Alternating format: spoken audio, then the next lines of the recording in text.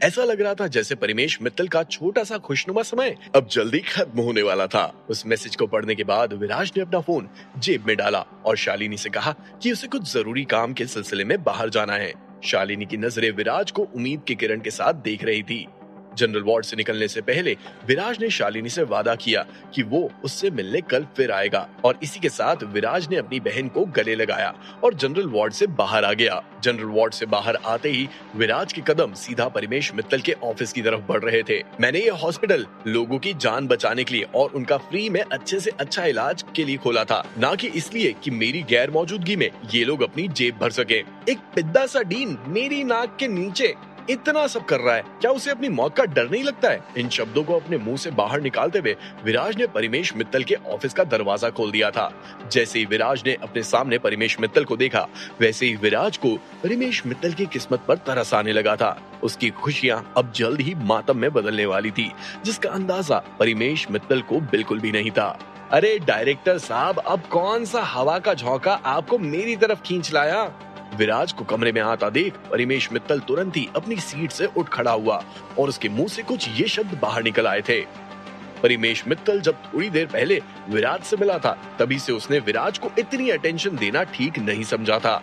ये सच था कि एक 18 साल का लड़का पूरे मुंबई शहर के जिंदल ग्रुप के सारे अफेयर संभाल रहा था, लेकिन उसके बावजूद भी कुछ लोग विराज को बच्चा ही समझते थे और उन्हें लगता था कि विराज ये सब के बिल्कुल भी लायक नहीं है।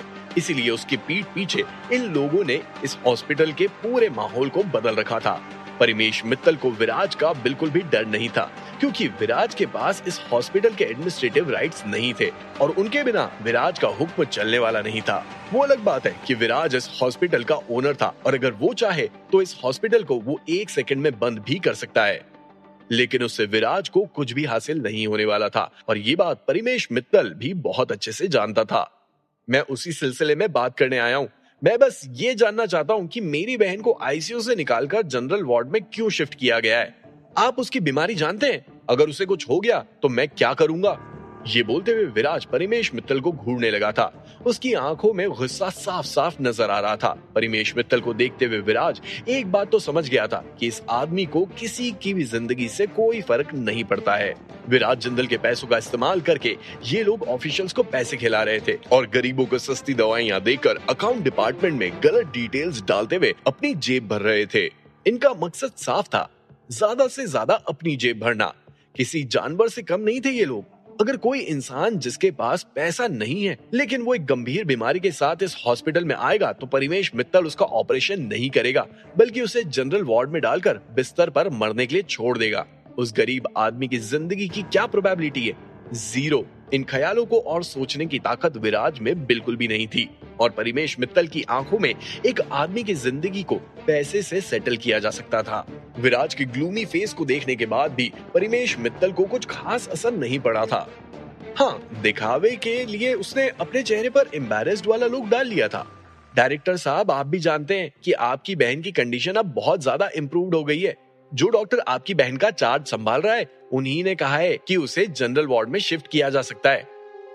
मेरी बहन? जब परिमेश मित्तल ने शालिनी के बारे में बोलना शुरू किया तो विराज के मन में उसे शालिनी का चेहरा दिखाई देने लगा था। डायरेक्टर साहब, आपकी बहन इंसान है तो क्या बाकी के पेशेंट्स इंसान नहीं है? जब वो ठीक हो रही है तो उसे आईसीयू में क्यों रखना? कल को अगर कोई सीरियस केस आएगा तो फिर उसे हम कहां लेकर जाएंगे? एक डॉक्टर होने के नाते हमें सभी के बारे में सोचना पड़ता है। आप इस हॉस्पिटल के डायरेक्टर हैं, उसका मतलब ये नहीं है कि हम हमारी ड्यूटी भूल जाएं। ये बोलते हुए परिमेश मित्तल विराज जिंदल की आंखों को घूरने लगा था और अपने सर को हल्का ऊपर की ओर उठाते हुए शायद ये सोच रहा था कि कौन कौन नर्क में जाएगा, क्योंकि वो तो नर्क में नहीं जाने वाला था। अगर परिमेश मित्तल को ये पता होता कि विराज ने उसके बारे में सारी इन्वेस्टिगेशन कर ली है तो अभी विराज के लुक को देखकर परिमेश मित्तल इतना चौड़ा नहीं हो रहा होता। जब परिमेश मित्तल ने देखा कि विराज के एक्सप्रेशंस अभी भी वैसे के वैसे ही हैं और उसकी बात सुनने के बाद भी विराज में कोई बदलाव नहीं आया, तो परिमेश मित्तल ने अपना सफेद कोट उतारा और उसे विराज की तरफ फेंकते हुए बोला, मैं सेल्फिश नहीं हो सकता। अगर आप इंसिस्ट कर रहे हैं कि आपकी बहन को आईसीयू यूनिट में रखा जाए, भले ही बाकी के पेशेंट जिंदा रहे या मर जाए, तो मैं ये सब अपनी आंखों से नहीं देख सकता। मैं रिजाइन कर दूंगा। इन शब्दों के साथ ही परिमेश मित्तल ने अपने आप को मोरालिटी का सबसे बेस्ट लीडर घोषित कर दिया था। उसके शब्द चीख चीख कर ये कह रहे थे कि विराज जिंदल एक सेल्फिश आदमी है, जिसे लोगों की जिंदगी की कोई परवाह नहीं है।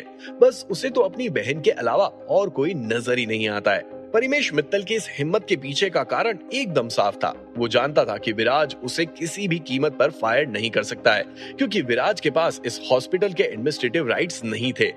आप मेरे भी कपड़े ले लीजिए। मैंने सोचा था कि इस हॉस्पिटल का डायरेक्टर लोगों की भलाई के बारे में सोचता होगा, लेकिन आप भी बाकी सभी की तरह सेल्फिश ही हैं। एक दूसरे डॉक्टर ने भी अपना सफेद कोट उतारा और उसे विराज जिंदल की तरफ फेंक दिया था। वो डॉक्टर नया नया दिल्ली से ट्रांसफर लेकर मुंबई आया था। वो दिल्ली का सबसे बेस्ट सर्जन था। जब उसने मुंबई के इस हॉस्पिटल के बारे में सुना, जहां पर लोगों की दवाइयों से लेकर उनका इलाज फ्री में किया जाता है, तो वो भी अपना योगदान देने के लिए मुंबई आ गया था। और मुंबई आते ही उसने इस हॉस्पिटल को ज्वाइन किया। आज उसके काम का पहला दिन था और उसे पता चला कि हालांकि इस हॉस्पिटल में इलाज फ्री था, लेकिन कुछ ऐसी चीजें थी जो उसे परेशान कर रही थी, और उसी को सोचते हुए वो काफी अनकंफर्टेबल फील कर रहा था। इसीलिए उसने डीन के ऑफिस जाकर उनसे बात करना ठीक समझा था। लेकिन उसने एक्सपेक्ट नहीं किया था कि वहां एक जवान आदमी उसके सामने आकर इस तरह की हरकतें करने लगेगा। उस डॉक्टर के हिसाब से वो जवान आदमी बहुत ही ज्यादा एग्रेसिव था। डीन की बात सुनने के बाद वो डॉक्टर समझ गया कि उस जवान आदमी को सिर्फ अपने से मतलब है और बाकी लोगों की जिंदगी की कोई परवाह नहीं है। हालांकि वो अपनी बहन के बारे में बात कर रहा था, उसकी भावनाओं को समझ सकते हैं, लेकिन इसका मतलब ये तो नहीं है कि बाकी के पेशेंट्स को नजरअंदाज किया जाए। आखिरकार ये इस हॉस्पिटल की रेपुटेशन का सवाल है। We believe in equality. उस डॉक्टर के मुंह से निकले शब्दों को सुनकर विराज एकाएक चौंक गया था, लेकिन विराज ने उसकी बात पर बहस करना या फिर उसे कुछ भी एक्सप्लेन करना ठीक नहीं समझा था। विराज ने उस डॉक्टर का सफेद कोट उठाया और मुस्कुराते हुए बोला, आप रहना चाहोगे? इसी के साथ विराज जिंदल का ऑरा एकदम बदल गया था। परिमेश मित्तल का सफेद कोट उठाते हुए विराज उसके सामने बिल्कुल भी वीक नजर नहीं आ रहा था। भले ही परिमेश मित्तल ने उस डॉक्टर के सामने विराज को नीचा दिखाने की कोशिश की थी और उस कोशिश में वो कामयाब भी हो गया था, लेकिन इस हॉस्पिटल के काले कारनामों के बारे में विराज को बहुत अच्छे से पता चल गया था और वो परिमेश मित्तल को एक्सपोज करने के लिए पूरी तरह से तैयार था। परिमेश मित्तल की तरफ बढ़ते हुए विराज ने अपना मुंह खोलते हुए कहा, ये मत कहो कि मैं अपने बड़ों की इज्जत नहीं करता, लेकिन तुम्हारे जैसे इंसान मेरी इज्जत के लायक ही नहीं है। मेरी बहन को हार्ट की बीमारी है, उसे इमरजेंसी वार्ड में आखिर क्यों नहीं रखना चाहिए? उसे आईसीयू यूनिट में बस 2 से 3 दिन रखा। क्या इतने से दिनों से कोई इंसान बेटर हो जाता है? विराज के मुंह से निकले शब्दों को सुनकर वो सर्जन स्पीचलेस हो गया था। अपने सर को नीचे करते हुए वो कुछ सोचने लगा। उसके दिमाग का ज्ञान उसे अब कह रहा था कि विराज जिंदल सही है। परिमेश मित्तल का सफेद कोट अभी भी विराज ने उसे वापस नहीं दिया था और विराज की बात में सच्चाई साफ नजर आ रही थी। अब परिमेश मित्तल की आंखों में हल्का हल्का पैनिक दिखाई देने लगा था, लेकिन उसने शांत रहते हुए बात को कवर अप करने की कोशिश की। ये गलती शालिनी के डॉक्टर से हुई है। उसी ने उसे जनरल वार्ड में शिफ्ट करने के लिए कहा है। चलो उसे ढूंढते हैं और बात करते हैं। ये बोलते हुए परिमेश मित्तल ने अपना हाथ आगे बढ़ाते हुए विराज को वो सफेद कोट लौटाने की कोशिश की, लेकिन विराज ने तुरंत ही अपना हाथ पीछे कर लिया और जोर जोर से हंसते हुए बोला, हो ऐसी बात है। वैसे तो विराज हंस रहा था, लेकिन उसकी स्माइल बहुत ही ज्यादा एविल और क्रूअल नजर आ रही थी और ऐसा लग रहा था जैसे विराज अब हमला करने के पूरे मूड में आ गया है।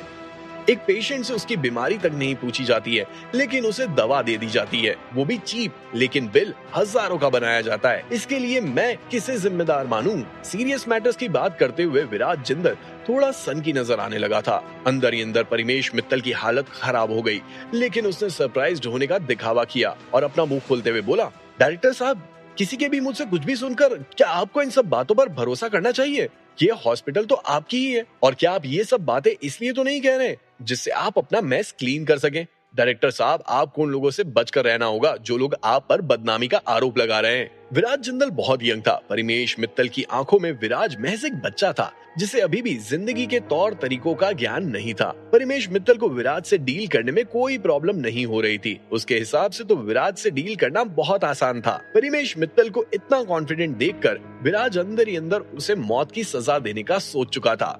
हालांकि उसके एक्सप्रेशंस अभी एकदम शांत थे। तूफान कितना भी बड़ा क्यों ना हो, वो एक लहर को नहीं हिला सकता था। मेरी बदनामी हुई हो या नहीं हुई हो, लेकिन अब बस बहुत हुआ। तुम्हारा चांस खत्म। अब मैं तुम्हें इस हॉस्पिटल को और मुझे दोनों को और बदनाम करने का कोई मौका नहीं दूंगा।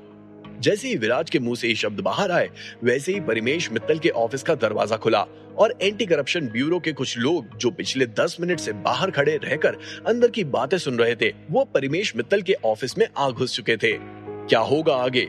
अब क्या करेगा परिमेश मित्तल? क्या परिमेश मित्तल अपने आप को नॉट गिल्टी साबित कर पाएगा? विराज जो हर जगह से और हर तरफ से इतनी दुश्मनी ले रहा है, क्या ये सब एक दिन विराज पर बहुत भारी पड़ने वाली थी? अपने हॉस्पिटल को काले कारनामों से बचाने के बाद अब विराज का अगला टारगेट क्या होगा?